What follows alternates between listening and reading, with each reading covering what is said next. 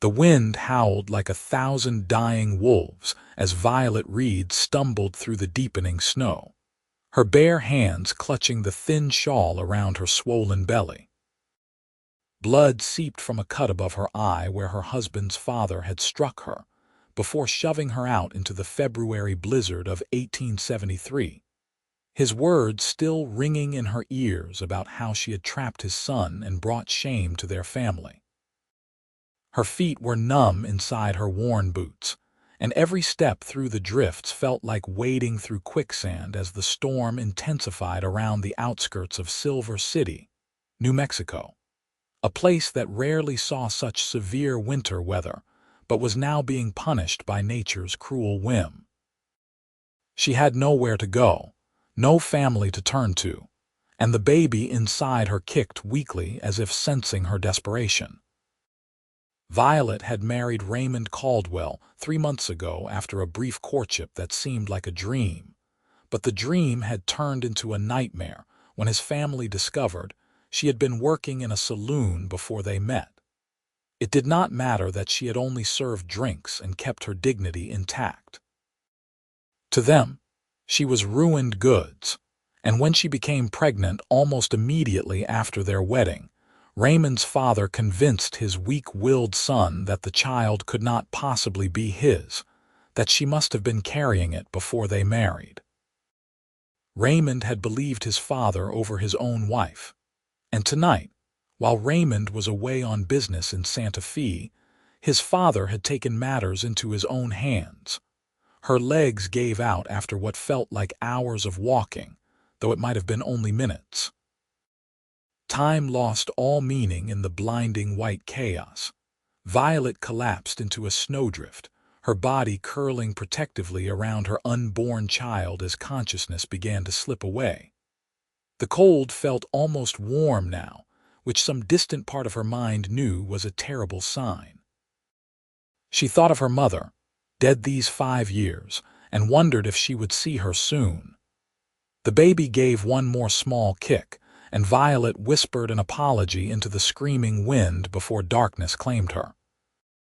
Thomas Oliver had been checking his fence lines when the blizzard hit with unexpected fury. He had lived in New Mexico for 6 years, having come west from Missouri after the war, and he had never seen a storm like this in these parts. His ranch was small but prosperous, 500 acres where he ran cattle and a few horses, and he prided himself on being prepared for anything the land could throw at him. But this storm was something else entirely, and he knew he needed to get back to his house before visibility dropped to nothing. He was leading his horse, a sturdy bay mare named Copper, through the increasingly deep snow when he nearly stepped on what he thought was a fallen log. Thomas stopped, squinting through the white curtain of snow, and his heart lurched when he realized it was a person.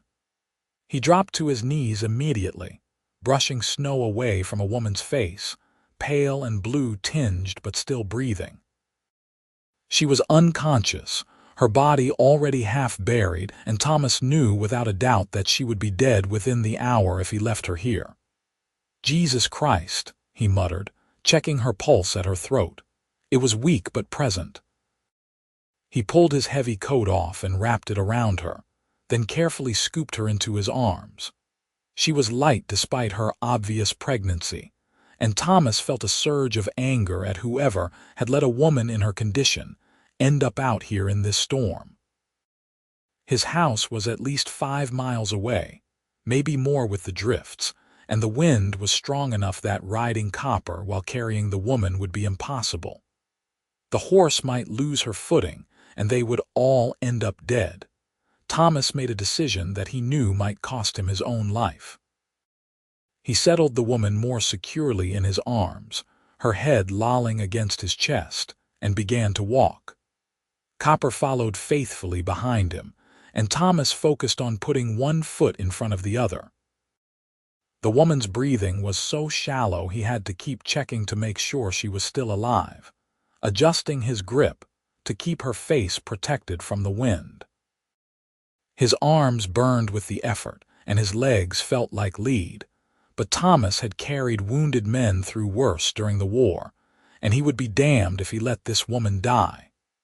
The first mile was the hardest because his body protested the sudden exertion in the brutal cold. Thomas talked to himself and to the unconscious woman, telling her about his ranch, about Copper, about anything that came to mind just to keep himself alert. The wind tried to push him backward, and the snow was already past his knees in places, forcing him to high-step through the drifts while keeping his burden secure. He could not feel his face anymore, and his hands were going numb even through his gloves, but he kept moving. By the second mile, Thomas had found a rhythm. Step, breathe, step, breathe. Do not think about the distance remaining. Do not think about the cold, just keep moving. The woman stirred slightly in his arms, and he looked down to see her eyelids flutter. "Stay with me," he said, though he doubted she could hear him over the wind. "I have got you. You are going to be all right." The third mile was when Thomas began to worry he had made a fatal mistake. His strength was flagging, and the storm showed no signs of letting up. He could barely see 10 feet in front of him, and he was navigating more by instinct and memory than by sight. If he had gotten turned around, if he was walking in the wrong direction, they would both die out here. But he could not stop. Stopping meant death, so he kept putting one foot in front of the other, his breath coming in ragged gasps, his arms screaming in protest. The fourth mile brought a small miracle. The wind shifted slightly, and Thomas caught a glimpse of a familiar rock formation that told him he was headed in the right direction. Relief flooded through him, giving him a second wind. "Almost there," he told the woman, though he knew it was still another mile at least. "Just hold on. Please hold on." The fifth mile was a blur of pain and determination. Thomas's vision was starting to narrow, and he knew he was reaching the limits of his endurance. But then, through the swirling snow, he saw the dark shape of his barn. He wanted to cry with relief, but saved his energy for the final push. His legs were shaking as he reached the barn door, and he had to set the woman down carefully to get it open. Copper hurried inside gratefully, and Thomas picked up the woman again, carrying her through the barn and out the back door that connected to his house. The warmth of the house hit him like a physical force, and Thomas staggered to the bedroom, laying the woman on his bed. She was still unconscious, her skin dangerously cold to the touch. He knew he needed to warm her up slowly to avoid shocking her system. Thomas got a fire going in the bedroom fireplace, then carefully began removing her wet clothing, trying to maintain what modesty he could while knowing that leaving her in frozen clothes would kill her. He wrapped her in every blanket he owned, and then heated water to make warm compresses for her hands and feet. It was only as he worked that Thomas got a good look at her face. She was young, probably early 20s, with dark hair plastered to her head and delicate features that would be pretty when not blue with cold. The bruise on her temple and the cut above her eye made his jaw clench. Someone had hit her. Someone had hurt a pregnant woman and left her to die in a blizzard. The thought made him sick with rage, but he pushed the feeling aside to focus on keeping her alive. Thomas sat beside the bed for hours, monitoring her breathing and pulse, changing the compresses, adding wood to the fire. He had seen frostbite during the war and knew to watch for the signs. Her fingers and toes were pale but not black, which was a good sign. Slowly, painfully slowly, color began to return to her face. As dawn broke and the storm finally began to ease, the woman's eyes opened. Violet woke to warmth and confusion. For a moment, she could not remember where she was or what had happened. Then it all came rushing back, the argument, the blow, being thrown out into the storm, the terrible cold. She should be dead. She knew she should be dead. Instead, she was in a bed, wrapped in blankets with a fire crackling nearby. She turned her head and saw a man slumped in a chair beside the bed, his eyes closed, his face drawn with exhaustion. "Hello." Her voice came out as barely a whisper, her throat raw from breathing in the cold air. The man's eyes snapped open immediately. They were brown, she noticed, a warm brown that seemed kind despite the obvious wariness in them. "You are awake," he said, sitting up straighter. "How do you feel?" "Cold," Violet said, though she was actually starting to feel almost too warm. "And tired." "Where am I?" "My ranch, about 5 miles south of Silver City. I am Thomas Oliver. I found you collapsed in the snow last night." He poured water from a pitcher into a cup and helped her sit up enough to drink. "Do you remember what happened?" Violet took a sip of water, then another, the liquid soothing her throat. She remembered everything, but shame made her hesitate. What would this stranger think of her? "My husband's family," she finally said. "They threw me out, said I was not good enough for their son." Thomas's expression darkened. "They threw a pregnant woman out into a blizzard," his father did. "My husband was not there." Violet looked down at the blankets, unable to meet his eyes. "They said the baby is not his, but it is. I swear it is." "It does not matter what they said. What they did was attempted murder." Thomas stood up, pacing to the window. "When the storm clears, I will take you into town. The sheriff needs to know about this." "No," Violet said quickly, fear spiking through her. "Please. If my husband's family finds out I survived, they will find another way to get rid of me. His father has money and influence in Silver City. No one will believe me over him." Thomas turned to look at her, studying her face. "What is his name?" "Your husband's father, Harold Caldwell." Thomas's jaw tightened. "I know of him. He owns the bank and half the businesses in town." He was quiet for a moment, then said, "You can stay here, for as long as you need, you and the baby." Violet stared at him in disbelief. "You do not even know me. Why would you do that?" "Because it is the right thing to do," Thomas said simply. "And because I did not carry you 5 miles through a blizzard just to send you back to people who tried to kill you." Tears spilled down Violet's cheeks before she could stop them. She had been so certain she was going to die, and now this stranger was offering her sanctuary without asking for anything in return. "Thank you," she whispered. "I do not know how I will ever repay you." "You can start by resting and taking care of yourself and that baby," Thomas said, his voice gentler now. "When did you last eat?" Violet had to think about it. "Yesterday morning, I think. They did not give me dinner." Thomas muttered something under his breath that sounded like a curse. "I will make you something. You need to eat." He headed for the door, then paused. "I had to remove your wet clothes last night. I hope you understand it was necessary. There is a nightshirt on the chair that you can wear, and I will see about getting you some proper clothes." After he left, Violet lay back against the pillows, her hand moving to her belly. The baby kicked, stronger now than it had in the storm, and she felt a wave of relief so intense it left her breathless. They had survived. Against all odds, they had both survived. And they owed their lives to a man named Thomas Oliver, who had been willing to risk his own life to save a stranger. Over the next few days, as the snow melted and Violet regained her strength, she learned more about her rescuer. Thomas was 28 years old, had served in the Union Army during the war, and had come west looking for a fresh start. He had built his ranch from nothing, working as a ranch hand for other people until he had saved enough to buy his own land. He was quiet but not unkind, and he treated Violet with a respect she had rarely experienced. Thomas learned about Violet in turn.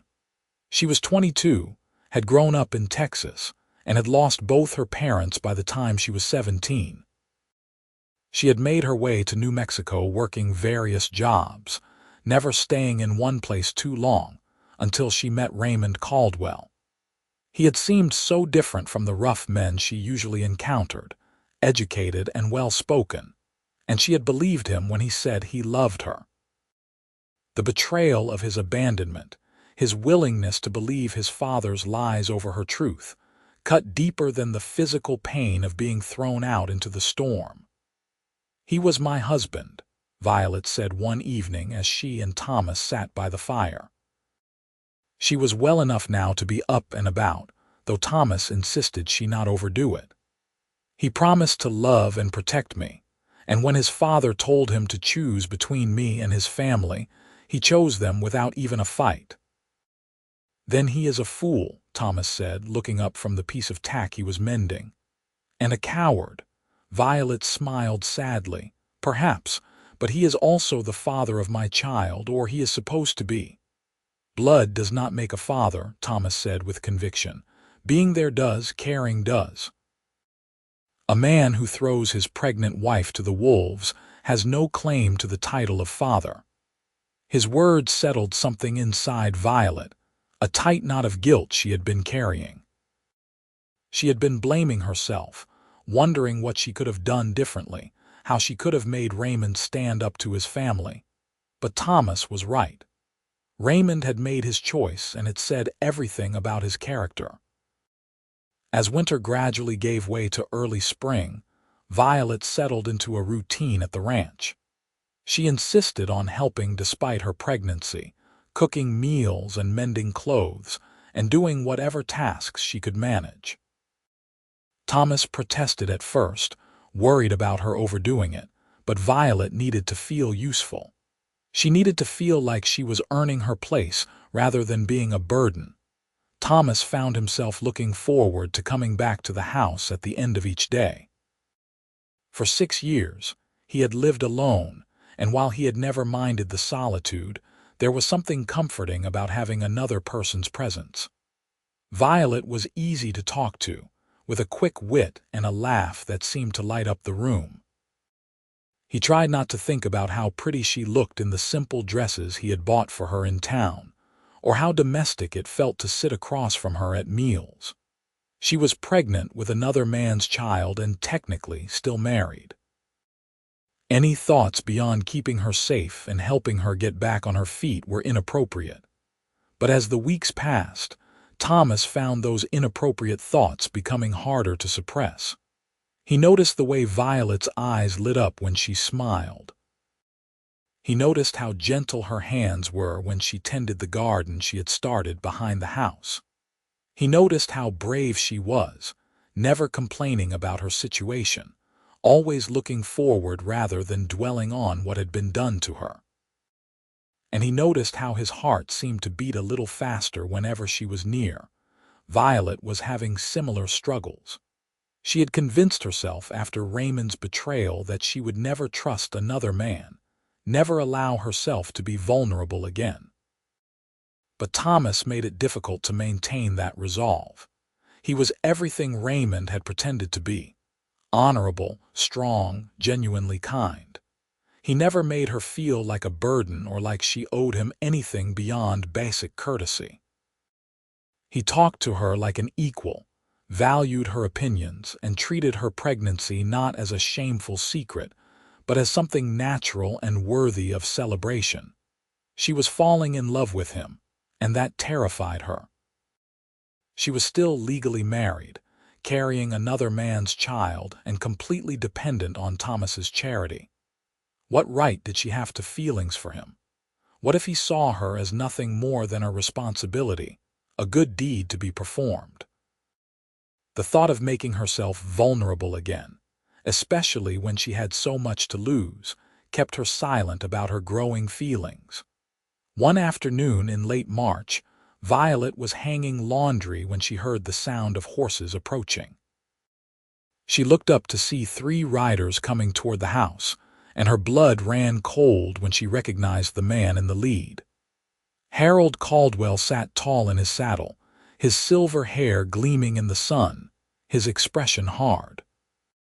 Beside him rode Raymond, who would not meet her eyes, and a third man she did not recognize who wore a badge. Thomas came out of the barn, saw the riders, and immediately moved to stand between them and Violet.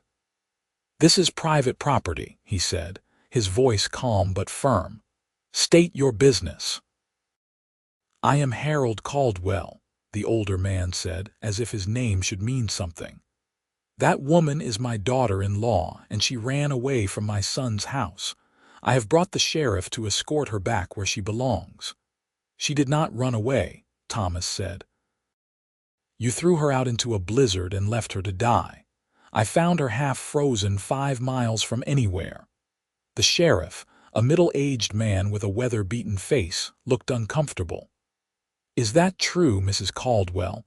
Violet stepped out from behind Thomas, her chin raised despite her fear.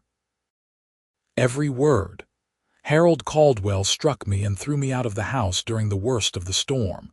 If Mr. Oliver had not found me, I would have died." "She is lying," Harold said flatly. "She is mentally unstable, Sheriff. She ran out into the storm in a fit of madness, and we have been searching for her ever since. My son has been beside himself with worry." "Then why is this the first time anyone has come looking for her in 6 weeks?" Thomas asked. "If you were so worried, why did it take you this long?" Raymond finally spoke, his voice weak. "Violet, please, come home. I am sorry for what my father did. I will make it right." "You had the chance to make it right when you chose to believe I was unfaithful," Violet said, her voice shaking with emotion. "You had the chance to stand up for your wife and child, and you did nothing. You let your father throw me out to die." "I did not know he was going to do that," Raymond protested. "I was away. If I had been there, I never would have allowed it." "But you did allow it," Violet said. "You allowed your father to convince you that I was a liar and a whore. You allowed him to say that your own child was a bastard. You made your choice, Raymond, and I have made mine. I am not coming back." Harold's face reddened with anger. "You are his wife. You will do as you are told." "Sheriff, arrest her for abandonment." The sheriff looked even more uncomfortable. "I cannot arrest a woman for leaving a house where she was assaulted, Mr. Caldwell. And if what she says is true about you throwing her out in the storm, I should be arresting you for attempted murder." "You will do no such thing," Harold snapped. "I am a respected member of this community. You cannot take the word of a saloon girl over mine." "I can take the word of Thomas Oliver," the sheriff said, his voice hardening. "He is a respected rancher and a war veteran. If he says he found her dying in the snow, I believe him." Thomas stepped forward. "I am willing to testify in court about exactly what condition she was in when I found her. The cuts and bruises on her face. The fact that she was wearing only a thin dress and shawl in below freezing temperatures. The fact that she was nearly dead from exposure." He turned to look at Harold directly. "So if you want to push this, Mr. Caldwell, I am ready, but I do not think you want the whole town knowing what you did." For a long moment, Harold stared at Thomas with pure hatred. Then he jerked his horse's reins, turning the animal. "This is not over," he said. "She is still married to my son, and that means she is still part of our family. We will be back. If you set foot on my property again without an invitation, I will shoot you for trespassing," Thomas said calmly. "And I am a very good shot." The 3 men rode away, Raymond casting one last look back at Violet before following his father. Violet watched them go, her whole body trembling with reaction. As soon as they were out of sight, her legs gave out, and Thomas caught her before she hit the ground. "I have got you," he said, lifting her easily. "Let us get you inside." He carried her into the house and settled her on the couch, and Violet realized she was crying. "They will come back," she said. "Harold Caldwell does not give up when someone defies him. He will find a way to force me back, or he will hurt you for helping me." "Let him try," Thomas said grimly. "I meant what I said. I will protect you, Violet, from him, from Raymond, from anyone who tries to hurt you." Violet looked up at him, tears streaming down her face. "Why? Why are you doing all of this for me? You could have left me in the snow. You could have taken me to town and left me at the church or with some family. Why do you keep putting yourself at risk for someone you barely know?" Thomas crouched down so he was at eye level with her, and the look in his eyes made Violet's breath catch. "Because from the moment I saw you lying in that snow, something in me knew I could not let you go. I told myself it was just about doing the right thing, about saving a life. But it is more than that. These past weeks, having you here, talking with you, seeing your strength and your courage, I have felt more alive than I have in years. You are not a burden, Violet. You are a gift." "Thomas," Violet whispered, her heart pounding. "I am married. I am pregnant with another man's child. I have nothing to offer you except trouble." "A marriage is not a marriage if one person abandons the other," Thomas said. "As for the baby, I already told you that blood does not make a father. If you will let me, I would be honored to raise this child as my own. And as for trouble, I have faced down Confederate soldiers and winter storms and cattle rustlers. Harold Caldwell does not scare me." "You would do that?" Violet asked, hardly daring to believe what she was hearing. "You would take on another man's child?" "I would take on anything if it meant I could be with you," Thomas said. "I know this is fast. I know you have been through hell and you probably need time. I am not asking you to make any decisions right now. I am just asking you to know that I am here, and I am not going anywhere, and when you are ready, if you ever want more than just protection, I am willing to give you everything I have." Violet reached out and touched his face, her fingers trembling. "I thought I would never trust another man. I thought my heart was too broken to love again, but you make me want to try. You make me believe that maybe I deserve to be happy." "You deserve everything good in this world," Thomas said fiercely, "and I will spend every day proving that to you if you will let me." Violet leaned forward and kissed him, soft and hesitant, and Thomas responded with a gentleness that made her want to cry all over again. It was nothing like kissing Raymond had been. There was no sense of obligation or performance. It was just two people who had found each other in the worst of circumstances and discovered something precious. When they pulled apart, Thomas rested his forehead against hers. "We will figure this out," he said. "The marriage, the baby, all of it. We will find a way." Over the next few months, they did exactly that. Thomas rode into Santa Fe and consulted with a lawyer about Violet's options. In the New Mexico Territory in 1873, divorce was possible but complicated. However, the lawyer agreed that a case could be made based on abandonment and endangerment. Raymond would have to be served with papers, and there would be a court hearing, but the lawyer was confident they could win, especially with Thomas's testimony about finding Violet near death. The process was started, and while they waited for the legal system to work, life went on at the ranch. Violet's belly grew rounder as spring turned to early summer. Thomas accompanied her to see a midwife in a neighboring town, not wanting to risk using anyone in Silver City who might have connections to the Caldwells. The midwife pronounced both mother and baby healthy and predicted a birth sometime in late June. Thomas found himself overwhelmed with protective instincts as Violet's due date approached. He made sure she never lifted anything heavy, insisted she rest every afternoon, and fussed over her meals to ensure she was eating enough. Violet found his concern endearing, though she sometimes had to remind him that pregnancy was not an illness. "I am fine," she told him one evening as he helped her sit down at the dinner table. "I am not made of glass, Thomas." "I know," he said, looking slightly sheepish. "I just worry. I have never been around a pregnant woman before. I do not want anything to go wrong." Violet took his hand and placed it on her belly, right where the baby was kicking. Thomas's eyes widened as he felt the movement. "Feel that?" Violet asked. "That is a strong baby, and I am strong too. We are both going to be fine." Thomas left his hand where it was, marveling at the sensation. This was not his child by blood, but in his heart it already felt like his. He had spent weeks learning everything he could about babies and childbirth, determined to be prepared. He had fixed up a small bedroom as a nursery, building a cradle with his own hands and painting the walls a soft yellow. He had even learned to knit, though his attempts at baby blankets were somewhat lopsided. "Have you thought about names?" he asked. Violet nodded. "If it is a boy, I was thinking about Samuel, my father's name, and if it is a girl, maybe Grace." "Those are good names," Thomas said. "Strong names."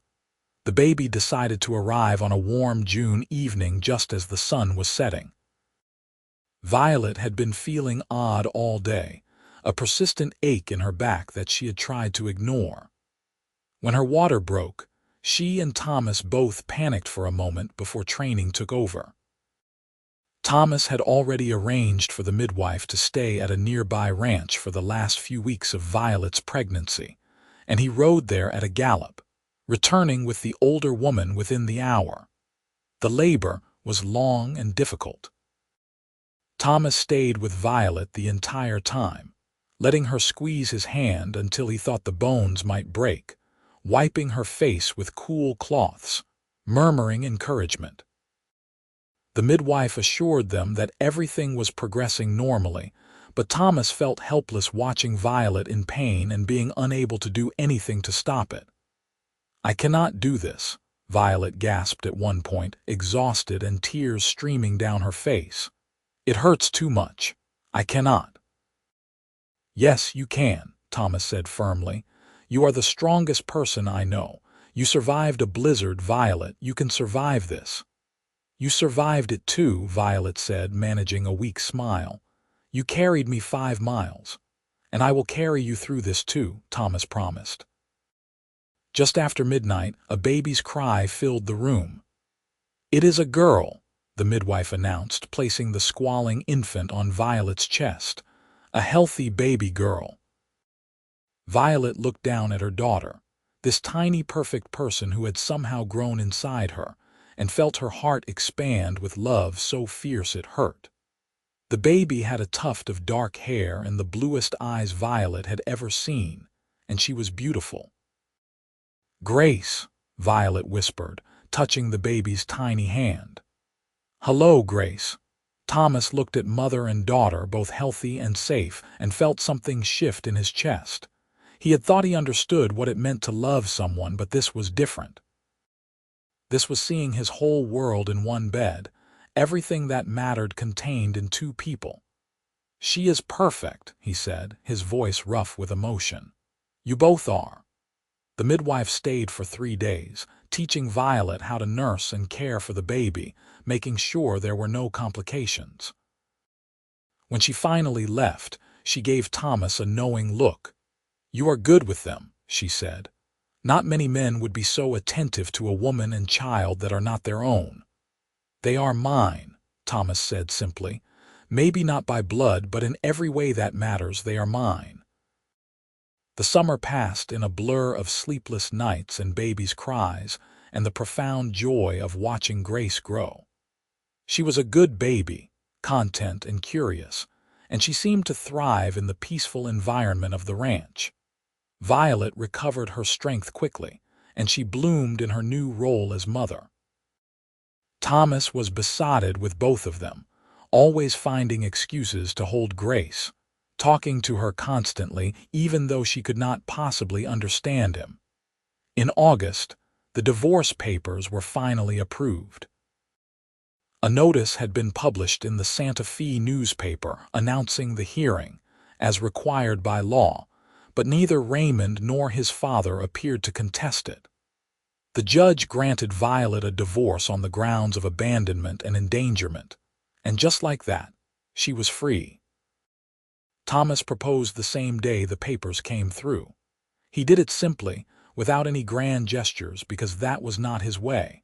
They were sitting on the porch in the evening watching the sunset with Grace asleep in Violet's arms. "Marry me," Thomas said. Violet looked at him, startled. "What?" "Marry me," Thomas repeated. "I love you, Violet. I have loved you since that night I found you in the snow, maybe even before I knew what it meant. I love your strength and your courage and your kindness. I love the way you sing to Grace when you think no one is listening. I love the way you have made this house feel like a home. I want to spend the rest of my life with you if you will have me." Violet felt tears prick her eyes, but they were happy tears this time. "I love you too," she said. "I think I started falling in love with you the moment I woke up and saw you sitting beside my bed, looking so worried. I was afraid to hope that you might feel the same way." "Is that a yes?" Thomas asked, a smile spreading across his face. "That is a yes," Violet confirmed. "Yes, I will marry you, Thomas Oliver." They were married in September, a small ceremony in the neighboring town with just the midwife and a few of Thomas's rancher friends as witnesses. Violet wore a simple white dress that she had sewn herself, and Thomas wore his best suit.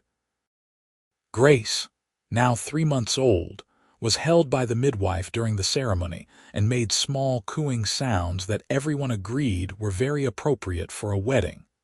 When the preacher pronounced them husband and wife, Thomas kissed Violet with all the love and passion he had been holding back for months. This was not a marriage of convenience or obligation. This was a marriage of two people who had chosen each other, who had been through hell together and come out stronger on the other side. The years that followed were not always easy. Ranching was hard work, and there were droughts and harsh winters and cattle diseases to deal with. Harold Caldwell spread rumors about Violet around Silver City, trying to damage her reputation, but most people did not care about the gossip of a bitter old man. Raymond eventually married someone his father approved of, and they moved to Denver, and Violet never heard from him again. She did not mourn the loss. Grace grew into a bright, energetic child with her mother's dark hair and a smile that could light up a room. When she was 2 years old, Violet discovered she was pregnant again. Thomas was overjoyed, and this time there was no fear or uncertainty shadowing the pregnancy. Their son was born in the spring of 1876, and they named him Samuel Thomas, combining both their father's names.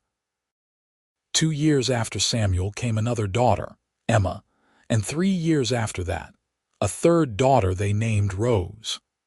The ranch prospered, growing from 500 acres to nearly 1,000, and Thomas hired additional ranch hands to help with the work.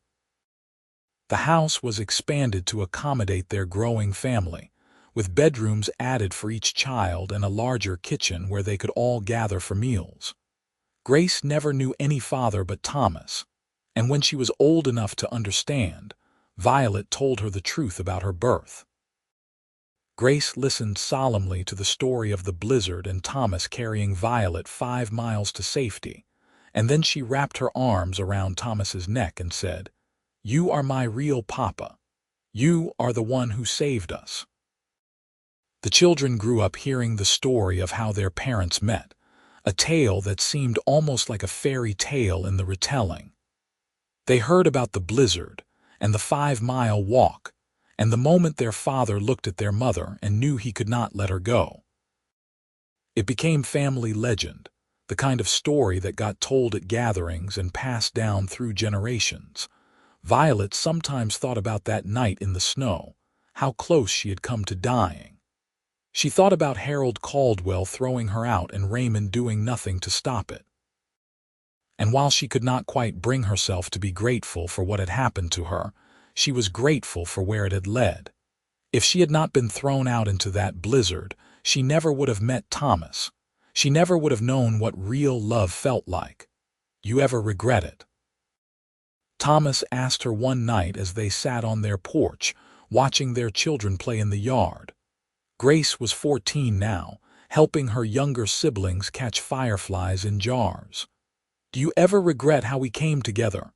"Never," Violet said without hesitation. "What happened to me was terrible and I would not wish it on anyone, but it brought me to you, and that makes it worth it." Thomas pulled her close, kissing the top of her head. "I think about that night sometimes. What would have happened if I had been 10 minutes later? If the snow had buried you too deep for me to find, if I had not been checking the fence lines that day." "But you were there," Violet said. "You found me, and you saved me, and you gave me a life I never dreamed I could have. You gave me love and safety and a family. You gave me everything." They sat in comfortable silence for a while, watching the sun set over the land they had built together. The ranch stretched out in all directions, a testament to their hard work and determination. The house behind them was filled with laughter and love, their children healthy and happy. This was what happiness looked like, Violet thought. Not the absence of hardship, but the presence of people who would carry you through it. As the years continued to pass, the Oliver Ranch became known throughout the territory. Thomas was respected as a fair businessman and a skilled rancher, and Violet was beloved for her kindness and her strength. People knew the story of how they had met, and it gave them a certain romantic reputation. Young couples would sometimes ask for their advice, wanting to know the secret to a happy marriage. "There is no secret," Violet would tell them. "You just have to choose each other every day, even when it is hard, especially when it is hard." Grace grew into a beautiful young woman who had her mother's compassion and her father's determination. She met a young rancher from the neighboring territory at a dance when she was 19, and Thomas grudgingly admitted that the young man seemed decent enough. They were married the following year, and Thomas had to hold Violet as she cried happy tears watching their eldest daughter walk down the aisle.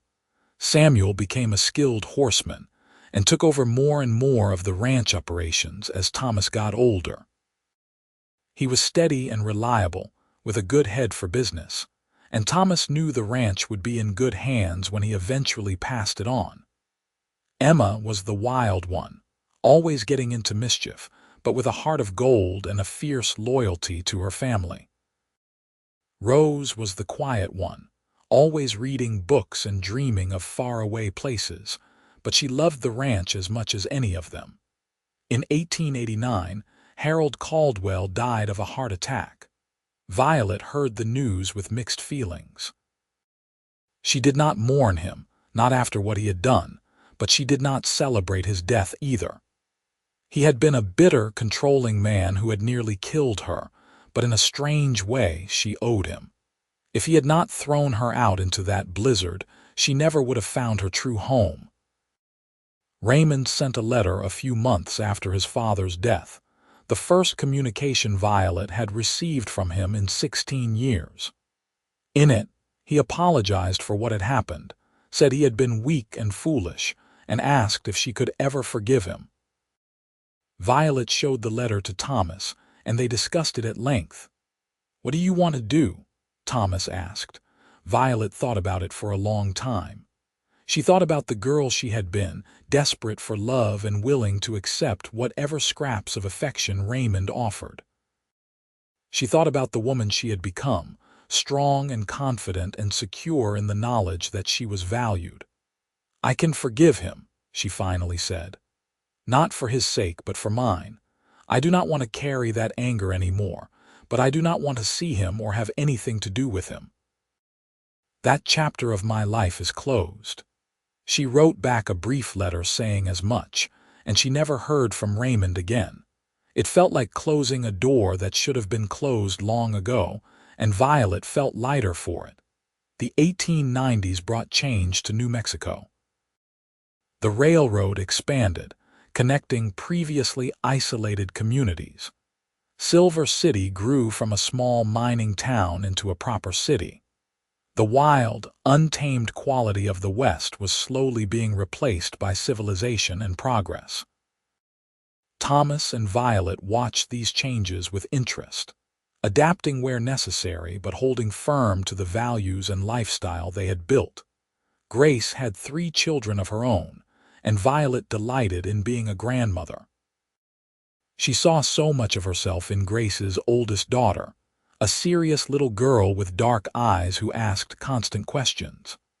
Samuel married a teacher from town, and they had twins who kept everyone on their toes. Emma married a traveling salesman and moved to California, much to her family's dismay, but she wrote long letters about her adventures that made Violet laugh. Rose surprised everyone by opening a bookstore in Silver City, combining her love of reading with a sharp business sense she had inherited from her father. As the century turned and a new era began, Thomas and Violet entered their 60s. They were still healthy and active, though Thomas's hair had gone completely silver and Violet moved a bit slower than she used to. They had 11 grandchildren now, with another on the way, and the Oliver family gatherings were loud, chaotic, and full of love. On their 25th wedding anniversary, the whole family gathered at the ranch for a celebration.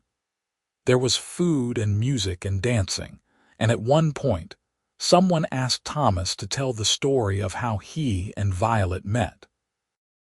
The grandchildren, who had heard it countless times, still gathered around eagerly. Thomas looked at Violet and she nodded, smiling. "Well," Thomas began, "it was February of 1873 and the worst blizzard I had ever seen hit New Mexico." He told the story the way he always did, not leaving out the hard parts, not sugarcoating the fact that Violet had been left to die. The children listened with wide eyes, and when he got to the part about carrying Violet 5 miles through the storm, the youngest grandchild asked, "Were you scared, Grandpa?" "Terrified," Thomas admitted. "I was afraid I would not make it, that we would both freeze out there. But I could not give up, because I was carrying the most precious cargo I have ever held." "It is so romantic," one of the granddaughters sighed. "It was not romantic in the moment," Violet said with a laugh. "It was cold and painful and terrifying. But looking back now, knowing everything that came after, I would not change a single moment of it." Later that night, after the guests had gone and the house was quiet, Thomas and Violet sat on their porch as they had done countless times before. The stars were bright overhead, and a gentle breeze carried the scent of the desert flowers Violet had planted years ago. 25 years, Thomas said wonderingly. "It feels like it has been forever and no time at all." "The best 25 years of my life," Violet said. "You know, sometimes I think about the girl I was, stumbling through that blizzard, convinced she was going to die. I wish I could go back and tell her that everything was going to be okay, that she was about to meet someone who would change her whole world." "You changed my world too," Thomas said. "Before you, I was just existing, going through the motions. You gave me purpose. You gave me a reason to build something lasting." Violet leaned her head on his shoulder, and they sat in comfortable silence for a while. They had been through so much together, survived so many challenges, and their love had only grown stronger with each passing year. This was what she had been searching for all along, Violet realized. Not the fairy tale romance she had imagined as a girl, but something real and lasting, built on mutual respect and shared hardship and choosing each other every single day. The years continued to pass, bringing more grandchildren and eventually great-grandchildren. Thomas and Violet watched their family tree grow and branch out, each new generation carrying forward the values they had instilled. The story of the blizzard became family legend, told and retold until it took on an almost mythical quality. But the truth at the heart of it remained unchanged. A man had found a dying woman in the snow and had chosen to save her, and that choice had led to a lifetime of love. In 1906, Thomas passed away peacefully in his sleep at the age of 73. Violet held his hand as he took his last breath, and even through her grief, she felt grateful. Grateful for every year, every day, every moment they had shared. grateful that she had been loved so completely, so unconditionally, by a man who had seen her at her absolute worst and had chosen to build a life with her anyway. She lived another 8 years, surrounded by her children and grandchildren and great-grandchildren. On quiet evenings, she would sit on the porch and tell stories about Thomas to the little ones who had never met him. She told them about his kindness, his strength, his unwavering integrity. She told them about the night he carried her 5 miles through a blizzard, how he had refused to give up even when his own life was at risk. That is what love is, she would tell them. It is not just the easy moments, the romance and the passion. It is someone who will carry you through the storm, who will choose you even when it is difficult, who will build a life with you one day at a time. Violet passed away in her sleep in 1914 at the age of 73, the same age Thomas had been. Her children and grandchildren mourned her passing, but took comfort in knowing she was finally reunited with the man she had loved for more than 40 years. They buried her next to Thomas on a hill overlooking the ranch they had built together, under a sky so vast and blue it seemed to go on forever. The ranch stayed in the family for generations, each new generation adding their own touches but maintaining the foundation Thomas and Violet had laid. The house was updated and modernized, but the porch where they had sat countless evenings remained the same. The barn where Thomas had first brought Violet after saving her life was carefully maintained, a piece of living history. The story of how Thomas found Violet in the blizzard became more than just family legend. It was written down, published in local histories, told to school children as an example of courage and compassion. It became the kind of story that reminded people what the West had really been like. Not just the violence and the lawlessness that filled the dime novels, but the everyday heroism of ordinary people doing extraordinary things. But for the family, the story meant something even more personal. It was a reminder that the worst moments of life could lead to the best ones. That love could be found in the most unexpected places. That sometimes being saved was not the end of the story but the beginning. Grace, in her old age, would tell her own grandchildren about her mother and father, about the love that had sustained them through every hardship. She would show them the cradle Thomas had built for her with his own hands, the one that had rocked 5 children and dozens of grandchildren. She would take them to the hill where her parents were buried and tell them about the 5-mile walk that had changed everything. "Your great-grandfather was the best man I ever knew," she would say. "Not because he was perfect, but because he chose to be good. He chose to save my mother when he could have left her. He chose to love us when we were not his blood. He chose, every single day, to be the man he knew he should be.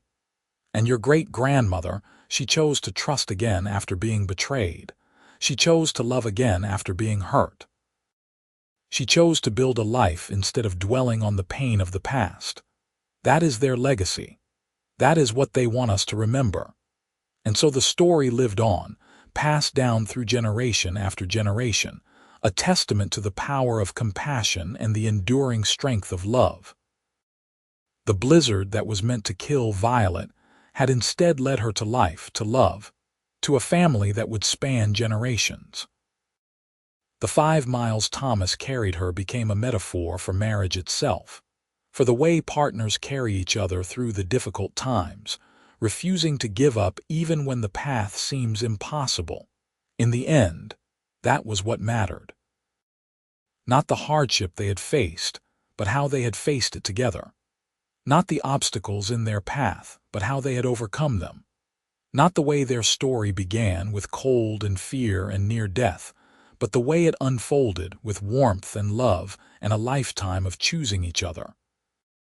The ranch still stands today, a monument to what 2 people can build when they refuse to give up on each other. The land that Thomas worked so hard to tame has been passed down through his descendants, each generation adding to what came before. And on the hill overlooking it all, two headstones stand side by side, bearing the names Thomas Oliver and Violet Oliver, together in death as they were in life. Their story has become legend, but it was built on truth. The truth of one man's courage and one woman's resilience. The truth of love that grows stronger through adversity. The truth that sometimes the worst night of your life can lead to the best days, if you are lucky enough to find someone willing to carry you through the storm. And in the end, that is what Thomas did. He carried Violet 5 miles through a blizzard, and then he carried her through life, through good times and bad, through joy and sorrow, until death finally parted them. And even then, the love they built together lived on, a legacy that would never fade, a story that would be told for generations to come, a reminder that true love, the kind that lasts, is not about finding someone perfect. It is about finding someone who will carry you when you cannot walk, who will fight for you when you cannot fight, who will choose you when the world says you are not worth choosing. That was the love Thomas and Violet shared. That was the life they built. And that was the legacy they left behind. A legacy of hope and courage, and the unshakable belief that love, real love, can survive anything.